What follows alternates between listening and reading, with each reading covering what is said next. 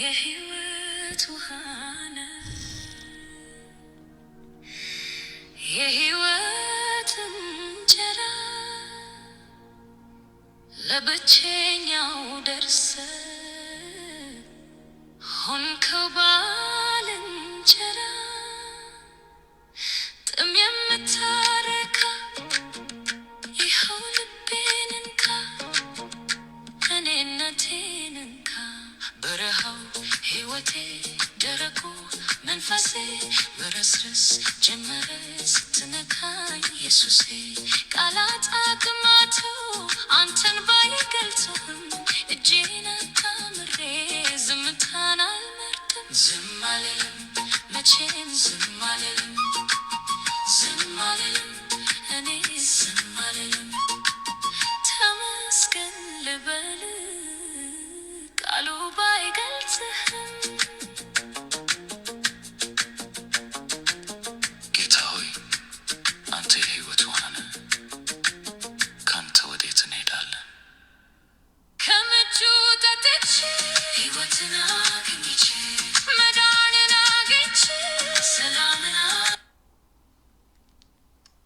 ጤና ይስጥልኝ ተከታታዮቻችን ዛሬ እንግዲህ ከበደኝ በሚል አርዕስት ስር እንነጋገራለን።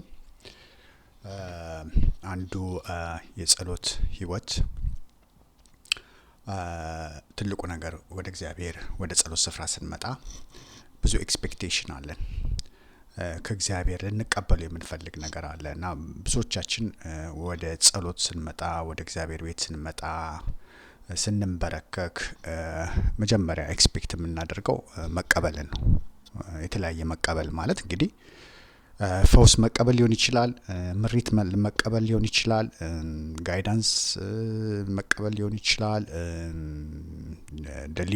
ዴሊቨረንስ መቀበል ሊሆን ይችላል፣ በረከት መቀበል ሊሆን ይችላል፣ የተለያየ ነገር መቀበል እና ነገር ግን አንድ ነገር ዛሬ እንድንነጋገርና ፎከስ እንድናደርግ የፈለኩት ጉዳይ ቢኖር ምንድነው በሱ ፊት ሸክምን ማራገፍ የሚለው ጉዳይ እንድንነጋገር ነው ፈልገው። አንሎድ ማድረግ መማር መቻል አለብን፣ ማወቅ መቻል አለብን። እስኪ እንበል ከእግዚአብሔር ዘንድ የሆነ ነገር መቀበል እንፈልጋለን አይደል? ነገር ግን ያላራገፍነው ካለ የቆሸሽነው ነገር ካለ የተሸከምነው ካለ ያስጨነቀን ካለ የከበደን ነገር ካለ what the benefit ጥቅሙ ምንድነው? ተጨማሪ ሎድ፣ ተጨማሪ እዳ፣ ተጨማሪ ሸክም፣ ተጨማሪ ጫና፣ ተጨማሪ ነገር ነው ብዙዎቻችን የምናደርገውና አንዱና the beauty of prayer ወደ እግዚአብሔር ቤት ስንቀርብ አንዱ ቢዩቲነቱ ምንድነው? ፒውር ሶል እንዲኖረን በቃ ቀለል ያለን ሰዎች እንድንሆን ውስጣችን ብዙ ጃንክ የሌለው ነገር፣ ሸክም የሌለው ነገር፣ ጫና የሌለው ነገር፣ ክብደት የሌለው ነገር እንዲሆን ያስፈልጋል። ከጌታችን መማር አለብን። ከኔም ተማሩን ያለ አይደል? እናንተ የእግዚአብሔር ቃል ሲናገር ምንድነው የሚለው? እናንተ ሸክማችሁ የከበደባችሁ ኑ ወደኔ ይላል አይደል?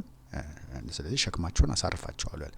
ከኔም ደግሞ ከታች ስትመለከቱት ከኔም ደግሞ ተማሩ ብሎ ይናገራልና ስለዚህ የክራይስት ካይንድ ኦፍ ላይፍ ስታይል ህይወት ዘይቤ እንዲኖረን በተለያየ ነገር ከብዶ ሊሆን ይችላል፣ ኑሮ ከብዶ ሊሆን ይችላል፣ ትዳር ከብዶ ሊሆን ይችላል፣ በፋይናንስ በኩል ክብደት ሊኖረን ይችላል፣ የተለያየ ነገር ጥያቄ ሊኖረን ይችላልና አንዱ መማር ያለብን ነገር በር መዝጋት መማር መቻል አለብን።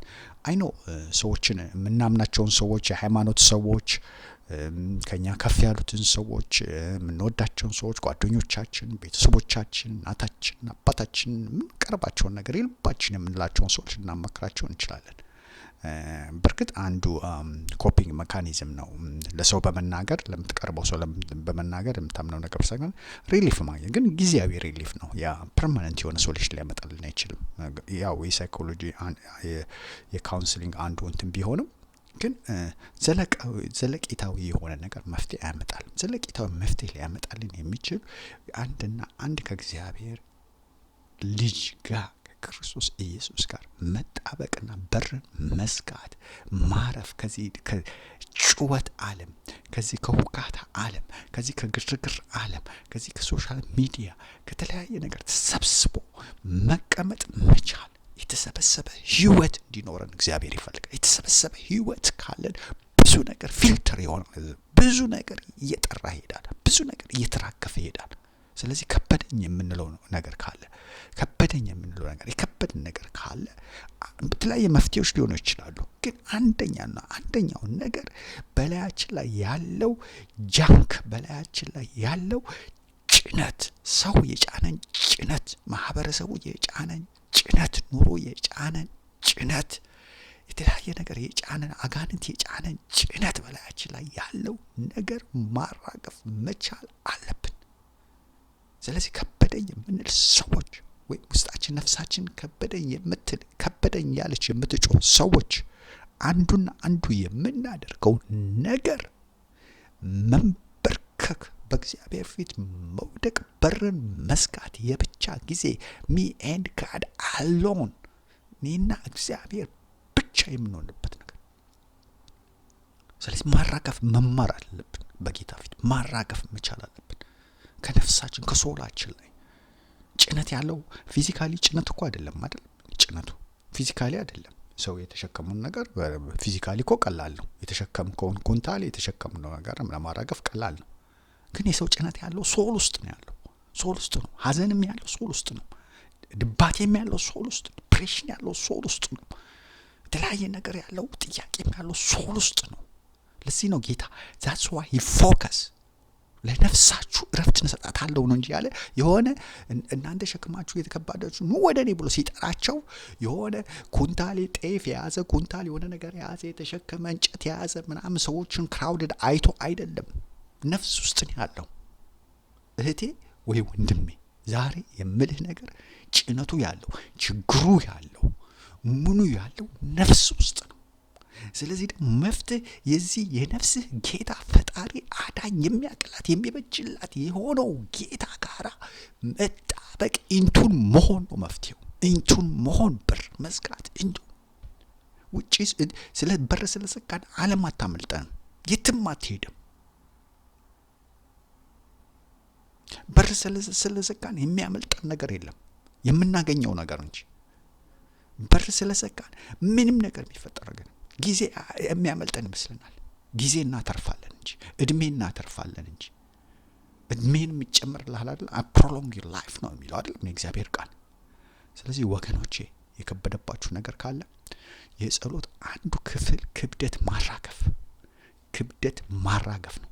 ክብደትን የሶልን ክብደት ማራገፍ የሚችል ደግሞ ውስጣችን ውስጥ የመግባት አቅም ችሎታ ያለው የነፍሳችን ጌታና ፈጣሪ የሆነው የእግዚአብሔር ልጅ ኢየሱስ ክርስቶስ ብቻ ነው።